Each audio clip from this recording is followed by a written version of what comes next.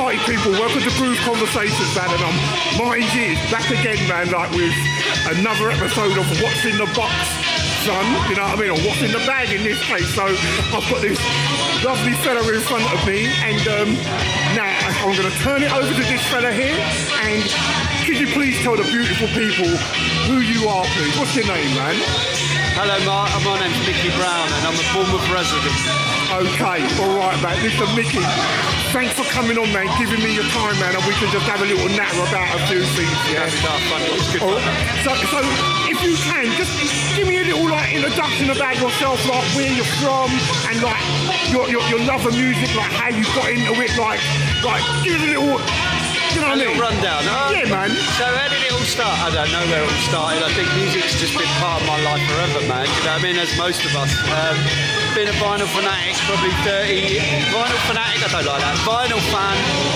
Vinyl collector for about 30 odd years. Yeah. Maybe longer, 35 years.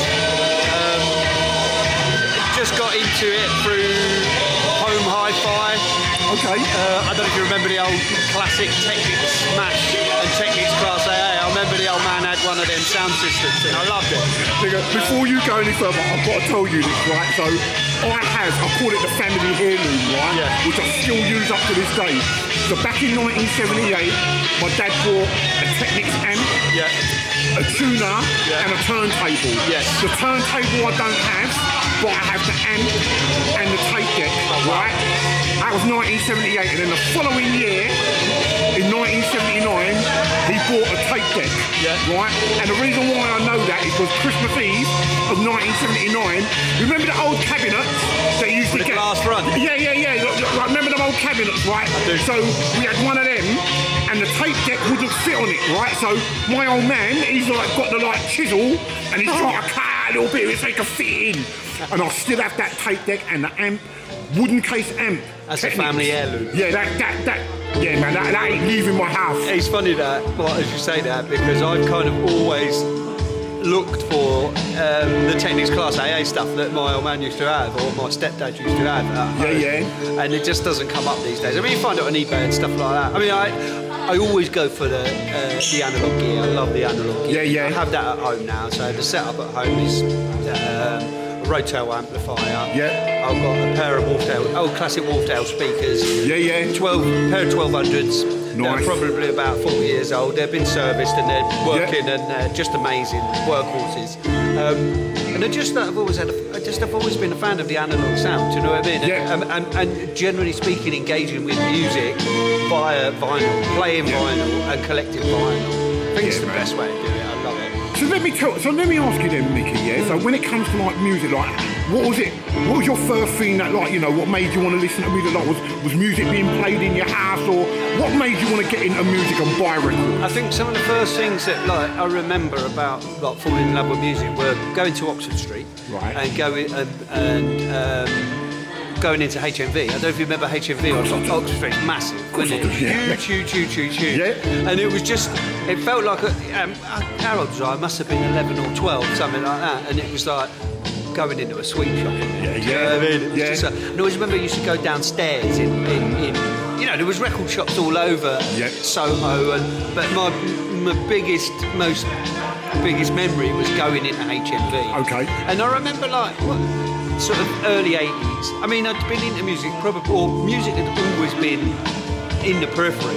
Yeah. But on these particular occasions, 11 or 12, like I'd fallen in love with vinyl and buying vinyl, and it would have been stepdad was buying all sorts of weird and wonderful stuff like Wally Badaroo and like old dancehall records and old reggae records and all kinds of stuff, you know, maybe Gypsy King and stuff like that. Mm-hmm. But he was a real fanatic for digging and finding new music, and I think I got my explorative sort of like vinyl collecting through him.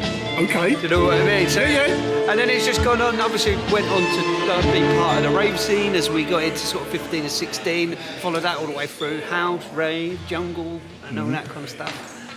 And just always wanted to collect it though, always wanted to archive it, do you know what I mean? Yeah. Got a mountain house collections I like collected and then sold though, Mark. I look back now and I'm just like, wow. Okay. I mean, God, I don't want to think about it. Well, maybe we can go into that another time, yeah? But, okay, so the reason why I wanted to, like, have a little chat with you, Micky, yeah, is because now we're down at Eaton Beach, yeah, down on Blend on the Hill, and I know that you've just played a beautiful set, yeah? Like, you've got a record band that, like, you know what I mean, we might have to chat about, but you played a wicked set, man, so I just want to, like, I want you to, like, if you don't mind, share what it is that you've got in the bag, yeah? Like, what you brought out with you, you know, just maybe, like, just go through what you've got in the bag, and, you know, there might be some stories, some memories, something that you can tell me about them, so. I think there's probably a lot of stories about that bag. I mean, it was one that I just, you know, whenever you're invited to come and play with Jim at Eaton Beats, I've always like, I love coming here. This is part of our community. This is like the hub of our community. So whenever you're asked to come and like hang out and play music, it's always like, how can we? I always want to play something a little bit different. Do you know what I mean? So I just played like I just packed a bag of like just what I feel is just lovely, mellow, sociable music. Do you know what I mean? Music that's not too overpowering. So what did I pack? Okay, so let's see what you got, man. I mean, that's a jungle. That's an old classic jungle tune. Do you know what I mean? Like, that's where you ended your set in that. Listen. And I mean, it's a banger. It's an absolute banger. I got loads of memories of this as a record. I definitely didn't plan on playing a whole jungle set, but it's more recently at 50 years old. That twisted my head, man, when you play that. All the jungle heads would know that. You know, it's a record that we used to listen to at like smoking Four Aces in Dalston. Yeah, in Labyrinth. I spent my teen years. I lived so I grew up in East London. Yes. I grew up in East London, born in like Glasgow, lived in Stratford. Yeah. Then when I was 13, I moved to Dalston. Do you know what I mean? So I've got a few memories of like going to like Four Aces, Club Labyrinth and all that. So that's got massive memories. That brings back memories for me for things like that. Club Labyrinth. Yeah. Where else? Just that London thing. Dungeons. You know what I mean? At the time, Dungeons, Laserdrome, over in Peckham. Do you know what I mean? Stuff like that. And that for me was like the start of that. You know, that whole kind of. This is like I would call it not proto jungle, but like kind of early jungle. Yeah, exactly. Just after Lenny D.I.'s did We Are E, that kind of vibe. If I'm correct. Yeah, but rest in peace to Lenny the Iceman. We lost him recently, didn't we? Yes, we did lose him recently. Yeah. I've got a reissue of that in the bag recently. It's classic because that's again another formative track in why I love that music. Lenny D.I. is one of those songs, right? One of those tracks. You know, Micky, one of my biggest regrets here, I mean, I've got a lot of regrets when it comes to records and everything, but one of my biggest regrets is that I didn't get into jungle when it came out. Like so I'm a hip-hop head, and it was like, I was just so much into hip-hop, back in the day. So like, when that house music came out, like first, I was ignorant and young, man. I was young and ignorant, man. So like when house music come out, we're losing a lot of the hip hop heads to that, and I'm like, I don't like it. Yeah. So then jungle come out, and I thought we're losing more hip hop heads to that, Yes. But then after a while, and I think it was probably when Cool FM, because Cool FM like started off in East London, you know what I mean? With Eastman and Brookie and Dare. Yeah, you know what I mean? And it's like when that started like landing and that started playing a lot, you know what I mean? That's when I started getting more into it. And it's like I wish that I could have a lot of that stuff, like the early jungle, like with the dub, the funk, the hip hop samples. The thing for me, Mark, is exactly like you were just saying. Like, so that whole scene was a cross of everything. Of course, we were listening to hip hop. We had lots of hip hop, and we were listening not just like American hip hop, not US hip hop. Like we were listening to UK hip hop, like Demon Boys. We were listening to Hijack. We were listening to, you know, all the crew, Rodney P, and all of that lot. You know, and it was London Posse, obviously, stuff like that. You know, and so there was definitely like that crossover period where we were listening to hip hop. It was just a mishmash of all of it, wasn't it? And then you had obviously the radio stations like you. I mean, before Cool FM, we would listen to stations like Centre Force, Fantasy, Sunrise, and all that kind of stuff. That was informing a lot of record collecting at the time. You know, we were buying all those records or trying to find all those records that, you know, the guys on the stations were playing. You know, those records. You remember when we didn't have Shazam or anything like that? You literally had to go into Black Market or you had to go into one of the record stores and sing the song to well, it was like Ray Keith and all that in there, wasn't it? You go Nicky Black Market and they'd be like, don't know, mate.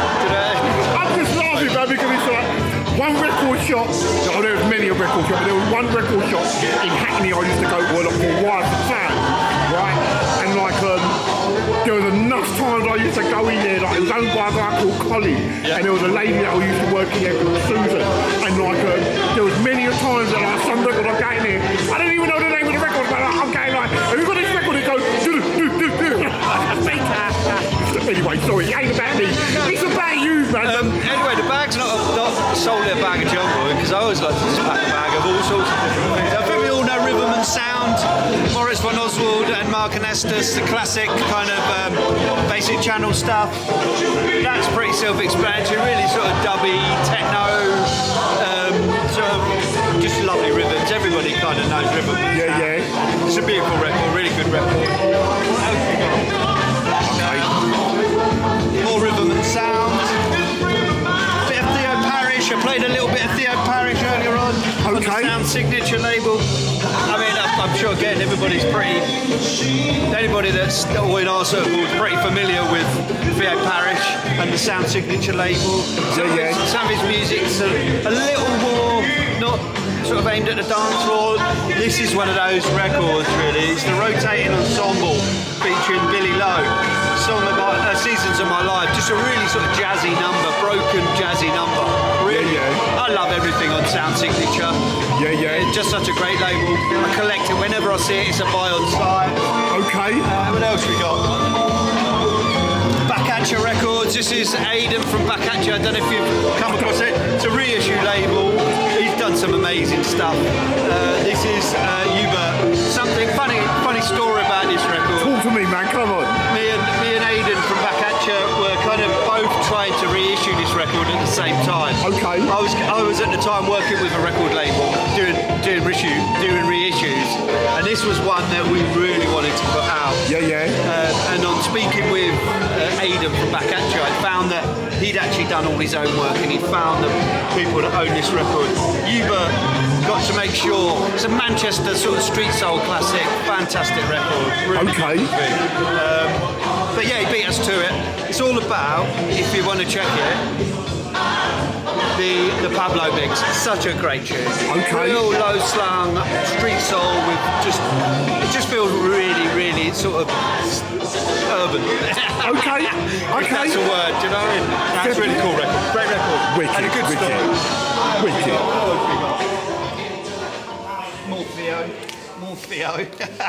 More Theo, strangely. Oh look, I didn't play this today, but I think there's a lot of people who know this whole record. Again, another classic breakbeat track, Papua New Guinea by Future Sounds of London. Another one that was kind of, one we heard at the radio, one we heard on Centre Force, one we heard on Sunrise, one we heard, and then it kind of, I think this record informed a lot of what Cool FM went on to do with the jungle and break stuff, and another sort of proto. Without this record, maybe there wouldn't have been jungle, or big shout, but like it's a proto breaks classic. I think everybody knows that. Okay. Should I keep going through? Yeah, man. I want you to go to the whole back. You know what I mean? Like, talk to me, man. We got Shy One. We got Trevor Nelson's daughter, she's absolutely avid at the moment. Marley, this album is brilliant. I don't know nothing about this. It's a great record. This? So this is from this year, 2026, on Touching Bass Records. It's like there's a lot of heritage in this record. It feels like a record. It feels like that Shy One Marley is really connected with a scene, a lot of heritage. Obviously with Trevor and the Soul to Soul thing, she was, maybe not even born. Well, I don't think she was born then. Probably not. But she's obviously been around people playing that music, because you can hear it here. There's a lot of house music on there. There's versions of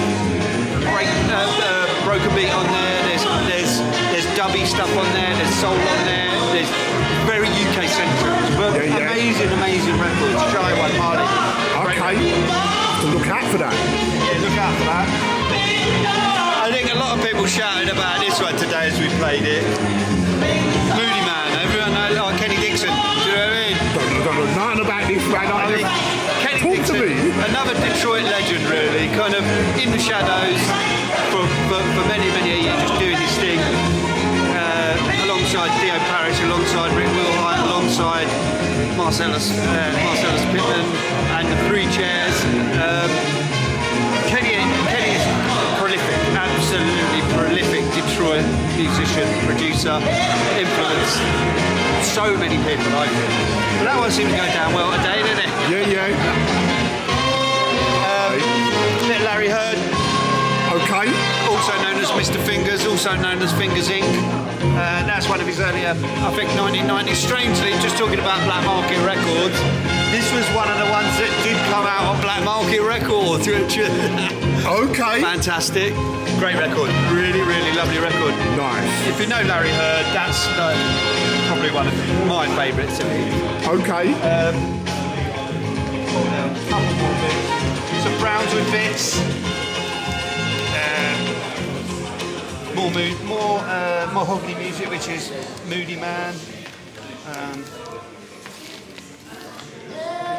Oh look, I brought a bit of dancehall with us, but didn't get to play it. A little bit bad to leave it there, you know. Okay. Can't not leave the house without a bit of dancehall in the bag, can we, Mark? It's just a mixed bag, and I think it kind of, you know, on another day it could be something completely different. Do you know what I mean?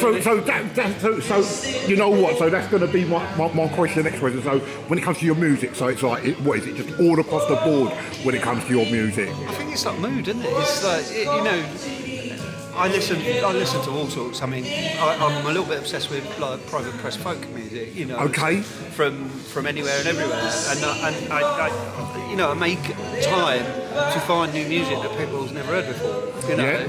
I think I've had this like kind of just an obsession of finding something, and I just finding something that people haven't discovered yet. Yeah.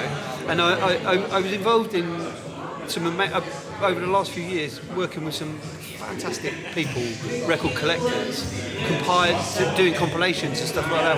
One of my favourite memories of the last probably 3 or 4 years was working with a guy called Paul Hillary, who runs a blog or run a Facebook page called Folk Funk Trippy Troubadours, and we managed to do 2 volumes of like obscure folk funk. Okay.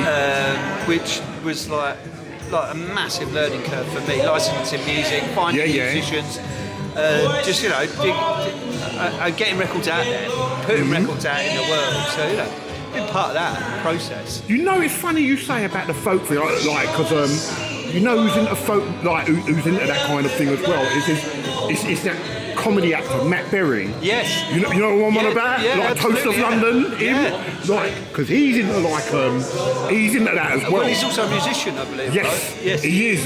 He put out an album. Yes, he did. Like, I haven't bought it, but I know he's put out an album where one of the songs he does on it, he does a reworking of you know the Ronnie Corbett comedy, Sorry. Yeah. He does a reworking of like the theme tune to that. Brilliant. Do you know what I mean? And I don't know how. No, brilliant. Do you know what I mean? I think this is the thing. It's like, I don't think you should never cage yourself in. No. Music. Never cage yourself in. I didn't expect to turn 50 and then go get back into jungle and start buying all the jungle records again. Yeah. But I follow people like, I don't know if you ever come across the blog that DJ Ron does, a London something. No. So I stumbled across that, and he's like just talking to all the legends from the scene, and it sparked it all again for me. Just watching his YouTube channel, and then all of a sudden I'm obsessed again about buying jungle music. Yeah. And I just don't. You never know where it's going to take you, right? I mean, the thing, it goes there, and it goes up, and you just never know, right? No, you're totally right with that, man. You can't box yourself in with just one specific genre. No. Listen, that's why I love hip-hop music, man. That was my gateway into getting all types of music and giving me that era of music. So you're totally right, you know what I mean? Yeah.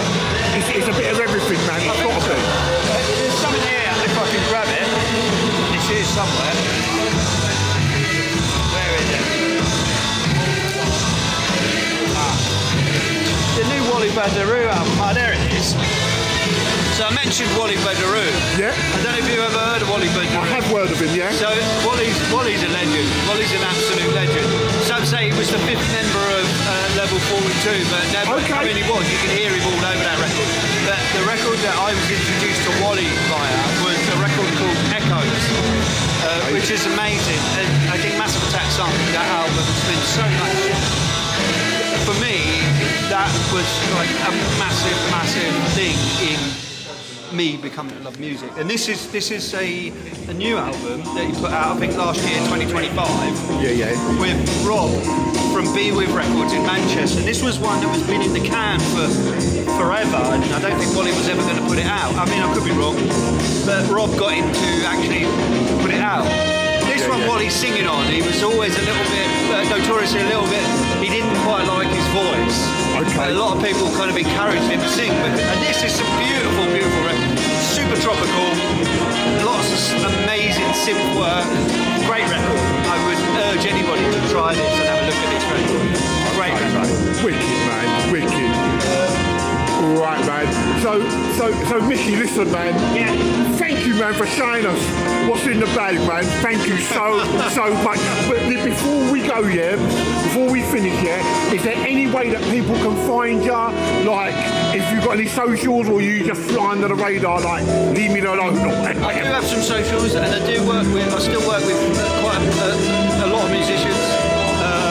My socials are just on Instagram. It's Micky Brown 1975.